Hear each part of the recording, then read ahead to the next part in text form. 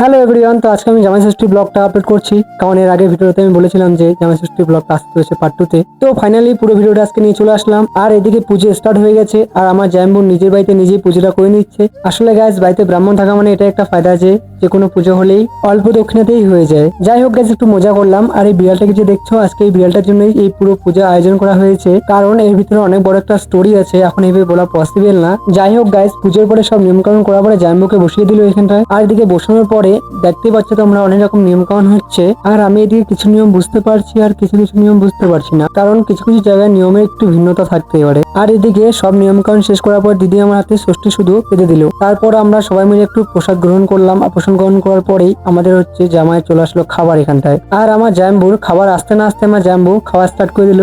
আর একটু ভিডিও করছিলাম বলে জাম্বু একটু ক্যামেরার দিকে তাকিয়ে তাকিয়ে খাচ্ছিল। আর আমার বিয়ানি এই দিক থেকে বলছে যে শুভ কিন্তু তোমার ভিডিও করছে, এবার তোমাকে কিন্তু ভাইরাল করে দেবে। আর আমি আদৌ জানি না যে ভিডিওটা কতটা রিস্ক পাবে, কারণ যে ফেসবুকের অবস্থা। তো গাইজ, আজকের মতো এতখানি। ভালো লাগলে লাইক কমেন্ট শেয়ার করো। Tata, bye bye.